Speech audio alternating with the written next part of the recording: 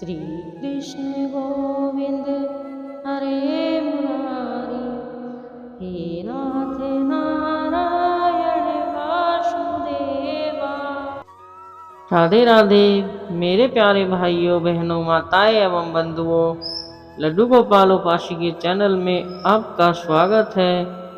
आज की वीडियो में मैं आपको सुनाऊंगी एकादशी के दिन 11 माता की कहानी। एकादशी देवी सब पुण्यों से अधिक है। यह स्वर्था मोक्ष देने वाली है। जो मनुष्य एकादशी का व्रत करते हैं उन्हें मोक्ष की प्राप्ति होती है। उनके जन्मों जन्मों के पापों का नाश हो जाता है। जो मनुष्य एकादशी का व्रत नहीं करते हैं वे भी अगर इस कहानी को सुनते हैं तो उनके जन्मों जन्मों के पाप नष्ट हो जाते हैं और उन्हें भी मोक्ष की प्राप्ति होती है।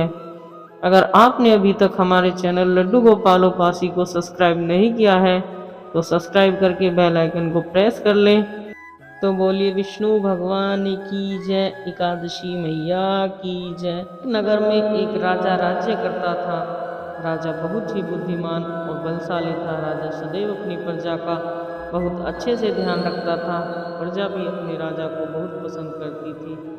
राजा की 2 बेटियां थीं। राजा अपनी दोनों ही बेटियों से बहुत प्रेम करता था। राजा की छोटी बेटी देखने में बहुत सुंदर और आकर्षण थी और राजा की बड़ी बेटी छोटी बेटी के मुकाबले थोड़ा कम सुंदर थी। राजा की छोटी बेटी 11 माता की पूजा किया करती थी और 11 माता का व्रत किया करती थी। सभी लोग राजा की छोटी बेटी से बहुत प्रेम करते थे और उसकी बहुत प्रशंसा किया करते थे। राजा भी अपनी छोटी बेटी से बहुत प्रेम करता था, जिस कारण राजा की बड़ी बेटी अपनी छोटी बहन से ईर्ष्या करने लगी। जब राजा की दोनों बेटियां बड़ी हो गई तब एक पड़ोसी राज्य में रहने वाला राजकुमार राजा की बड़ी बेटी के लिए रिश्ता लेकर आया। लेकिन जैसे ही उस राजकुमार की नज़र राजा की छोटी बेटी पर पड़ी तो वह राजा की छोटी बेटी को पसंद करने लगा और वह राजकुमार राजा की बड़ी बेटी के साथ विवाह करने से मना कर देता है और राजा से कहता है कि मैं आपकी छोटी बेटी। यह सब देखकर राजा की बड़ी बेटी अपनी छोटी बहन से बहुत क्रोधित हो गई और अपनी छोटी बहन से को अपना दुश्मन मानने लगी और राजा की बड़ी बेटी ने अपनी छोटी बहन से बदला लेने का निर्णय कर लिया, जिसके लिए उसने अपनी छोटी बहन को जान से मारने की योजना बनाई। राजा की बड़ी बेटी ने अपनी छोटी बहन को मारने के लिए पहले एक लड्डू में जहर मिलाकर अपनी बहन को दे दिया। उसको लड्डू खाने के लिए कहा, लेकिन लड्डू खाने के बाद भी छोटी बहन को कुछ नहीं हुआ। बड़ी बहन यह देखकर बहुत आश्चर्यचकित हो गई, लेकिन बड़ी बहन ने हार नहीं मानी। उसने जब रात को छोटी बहन अपने कमरे में सो रही थी तो उसने मटके में सांप रखकर उसके कमरे में छोड़ दिया, लेकिन सांप भी छोटी बहन का कुछ नहीं कर पाया। इसके बाद बड़ी बहन ने अपनी छोटी बहन से कहा कि चलो हम कुएं से पानी भर कर लाते हैं। इसके लिए वह अपनी छोटी बहन को पानी भरने के बहाने कुएं के पास ले गई और अपनी छोटी बहन को कुएं में धक्का दे दिया, लेकिन छोटी बहन को तब भी कुछ नहीं हुआ, क्योंकि हर बार 11 माता उसकी रक्षा किया करती थी। उधर बड़ी बहन अपने सारे प्रयासों के बाद असफल हो रही थी, जिससे वह बहुत क्रोधित हुई। फिर उसने अपनी छोटी बहन के पास जाकर उससे पूछा कि बहन, भगवान ने सबकी मृत्यु का एक निश्चित समय पर लिखी है और किसकी मृत्यु कैसे होगी, क्या तुम यह जानती हो? तब छोटी बहन बहुत सीधी थी, तो छोटी बहन ने अपनी बड़ी बहन से कहा, हाँ मैं जानती हूँ मेरी मृत्यु कैसे होगी। वह बोली, मेरे पालतू तोते के गले में जो हार है उसमें मेरी जान अटकी हुई है। यदि कोई मेरे तोते के गले से उस हार को लेकर पहन ले तो मैं मूर्छित हो जाऊंगी और फिर उस हार को उतार कर कहीं रख दे तो मैं जीवित हो जाऊंगी। उस रात छोटी बेटी अपने पिताजी के पास गई और बोली, पिताजी मुझे शक है कि मेरी मृत्यु होने वाली है। अगर मैं मर जाऊं तो मुझे जलाना नहीं, मुझे हमारे पुराने महल के पास झोपड़ी बनाकर खाट पर सुला देना।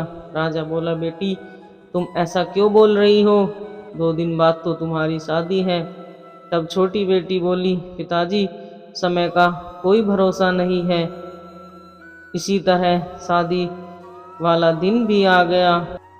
राजकुमार बारात लेकर राजा के घर आया और राजकुमार और राजा की छोटी बेटी का विवाह शुरू हो गया। जैसे ही राजा की छोटी बेटी राजकुमार के साथ फेरा लेना शुरू करती है तो उसकी बड़ी बहन अपनी छोटी बहन के कमरे में जाकर उसके तोते को पकड़ लेती है और उसे जान से मार देती है, और जो उसके गले में हार था उसको अपने गले में पहन लेती है। जैसे ही बड़ी बहन उस हार को अपने गले में पहनती है तो उधर छोटी बहन बेहोश होकर गिर जाती है। जिसके बाद राजा बड़े बड़े हकीमों को बुलवाता है और अपनी छोटी बेटी का इलाज करने के लिए कहता है। वैद्य राजा से कहता है कि मैं ऐसा पहली बार देख रहा हूँ कि ना तो आपकी बेटी मरी है और ना ही जिंदा है। वैद्य की बात सुनकर राजा ने कहा, अगर तुमने यह बात किसी को बाहर बताई तो मैं तुम्हें फांसी दे दूंगा। राजा ने अपनी छोटी बेटी को पुराने महल में ले जाकर एक पलंग पर लिटा दिया और वहां पर कुछ सैनिकों को तैनात कर दिया और वापस अपने महल में आ गया। राजा की बड़ी बेटी अपने पिता के पास आकर कहने लगी कि पिताजी, अगर यह शादी नहीं हुई तो आपकी बहुत बेइज्जती होगी। मैं आपकी इज्जत के लिए राजकुमार से शादी करने के लिए तैयार हूँ। राजा ने अपनी बड़ी बेटी की बात मान ली और छोटी बेटी के कपड़े पहनाकर बड़ी बेटी को मंडप में भेज दिया। लेकिन राजकुमार यह जान गया कि यह राजा की छोटी बेटी नहीं है बल्कि बड़ी बेटी है। लेकिन जब राजकुमार ने शादी करने से भी मना कर दिया तो सभी लोगों ने राजकुमार को विवश कर दिया कि वह राजा की बड़ी बेटी से शादी करे और जबरदस्ती राजकुमार का विवाह राजा की बड़ी बेटी से संपन्न करा दिया। जिसके बाद राजकुमार राजा की बड़ी बेटी को अपने महल में ले गया। वह राजकुमार की बड़ी बेटी से न तो बात करता न उसके हाथ का पकाया हुआ भोजन खाता। राजकुमार ने यह फैसला किया मन ही मन कि वह अपनी पत्नी यानी कि राजा की छोटी बेटी को ढूंढ कर रहेगा। एक दिन राजकुमार अपने घोड़े पर सवार होकर राजा के पुराने महल के पास पहुंच गया, जहां पर उसने कुछ सैनिकों को महल के पास देखा। राजकुमार महल के पास पहुंचकर ध्यान से देखा तो वह समझ गया कि यह हमारे ससुर जी का महल है। तब राजकुमार ने सैनिकों से पूछा, तुम लोग यहाँ क्या कर रहे हो और इस महल के अंदर उस पलंग पर कौन लेट। जिसके बाद सैनिकों ने बताया कि यह राजा की छोटी बेटी लेटी है। यह सुनकर राजकुमार बहुत प्रसन्न हो गया और वह तुरंत अपनी पत्नी के पास पहुंच गया और उसकी सेवा करने लगा और उस रात वहीं रुक गया। जैसे ही रात हुई तो राजा की छोटी बेटी उठकर बैठ गई। राजकुमार यह देखकर बहुत खुश हुआ और उसने पूछा कि तुम यहाँ क्या कर रही हो, मेरे साथ घर चलो। तब राजा की छोटी बेटी ने राजकुमार को सारी बातें बता दी कि मेरी जान एक तोते में बसी थी। मैंने यह बात सिर्फ अपनी बड़ी बहन को बताई थी और मुझे पता है कि उसने मुझे मारने का प्रयास किया।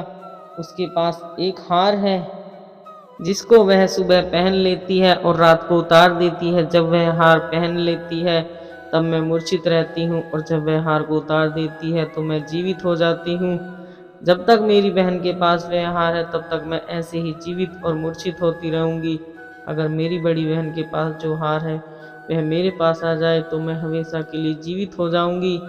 राजकुमार यह बात सुनकर राजा की छोटी बेटी के पास रहने का निर्णय लेता है और अपने बचे हुए सारे फेरे उस पलंग में लेटी राजकुमार की छोटी बेटी के साथ पूरे करता है और अपना विवाह पूर्ण कर लेता है और वहीं पर रहने लगता है। देखते ही देखते कुछ समय बाद राजा की छोटी बेटी गर्भवती हो जाती है और एक दिन राजकुमार को किसी काम से बाहर जाना पड़ता है तो राजा की छोटी बेटी के पेट में प्रसव पीड़ा होने लगती है। जिसके बाद वह ग्यारस माता का आह्वान करती है और ग्यारस माता प्रकट होती है। वह अपने भक्तों के कष्टों को दूर करती है और एक पुत्र की प्राप्ति उस राजा की बेटी को करवाती है। और वहीं पर अचानक से एक राजकुमार आ जाता है। राजकुमार भी ग्यारस माता के दर्शन करता है और ग्यारस माता को प्रणाम करता है और ग्यारस माता ने राजकुमार से कहा कि जब तुम्हारा पुत्र 5 वर्ष का हो जाए तो तुम इसे अपनी पत्नी का हार लाकर इसके गले में डलवा देना, तो तुम्हारी पत्नी जीवित हो जाएगी।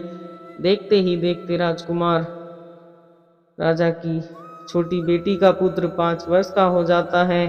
तो राजकुमार अपने बेटे से कहता है कि मैं कुछ समय के लिए बाहर जा रहा हूँ, तुम अपनी माता का ध्यान रखना। और राजा वहाँ से चला जाता है। राजा को बाहर निकलता देख हुआ बड़ी बेटी के सैनिक देख लेते हैं और जाकर सारी बात रानी को बता देते हैं, जिसके बाद बड़ी बहन अपनी छोटी बेटी के बहन के पुत्र को वहां से उठवा लेती है और उसको मरवा देती है। छोटी बेटी के पुत्र के 2 टुकड़े करवा देती है, पहला टुकड़ा चक्की के पास और दूसरा टुकड़ा अपने पलंग के नीचे छुपा लेती है। यह सब देखकर 11 माता भिखारी का रूप लेकर आती है और बड़ी बहन के पास जाकर भिक्षा मांगती है। तभी बड़ी बहन के नौकर आकर कहते हैं कि लो भिक्षा लो, लेकिन जैसे ही नौकर 11 माता को भिक्षा देने आते हैं तो माता उन्हें मना कर देती है और कहती है मैं तुम्हारी महारानी से ही भिक्षा लूंगी। उसके बाद बड़ी बहन स्वयं भिक्षा देने के लिए माता के पास आती है।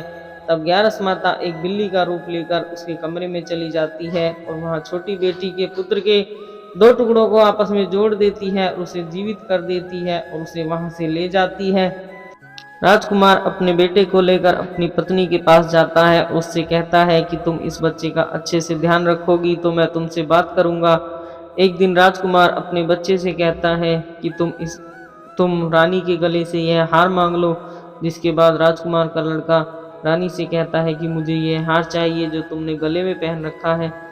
यह सुनकर पहले तो रानी बहुत क्रोधित होती है, फिर लेकिन उसको याद आता है कि राजकुमार ने कहा था अगर वह इस बच्चे का ध्यान अच्छे से रखेगी तो वह उससे बात करेगा, जिसके कारण वह हार उस बच्चे को दे देती है और राजकुमार तुरंत हार ले जाकर अपने पिता को दे देता है। तभी राजकुमार अपने बेटे को लेकर वहां से जाने लगता है और अपनी पत्नी से कहता है कि तुम हमारे लिए खाना बनाकर रखना, शाम को आकर हम तुम्हारे साथ खाना खाएंगे। और वह अपने बेटे को लेकर वहां से चला जाता है। जिसके बाद वह राजा के पास जाता है और उनको सारी बातें बता देता है। राजा अपनी बड़ी बेटी की यह बात सुनकर बहुत क्रोधित होते हैं और अपनी परवरिश को दोष देने लगते हैं और राजकुमार को अपनी छोटी बेटी के साथ रहने का आदेश देते हैं। राजकुमार और उस राजा की छोटी बेटी व उनका पुत्र सभी प्रेम से रहने लगते हैं। हे 11 मैया, जैसे राजा की छोटी बेटी पर कृपा करी वैसे सभी पर करना। कहानी कहते सुनते हुंकारा भरते। तो आशा करती हूँ कि आज की कहानी आपको पसंद आई होगी। अगर आपको मेरी वीडियो अच्छी लगती है तो वीडियो को लाइक कमेंट शेयर करें और हमारे चैनल को सब्सक्राइब करके बेल आइकन को प्रेस कर लें, जिससे हमारे आने वाली वीडियो की नोटिफिकेशन आपको मिलती रहे। राधे राधे, धन्यवाद। Thank you for watching my video. जय श्री हरि विष्णु।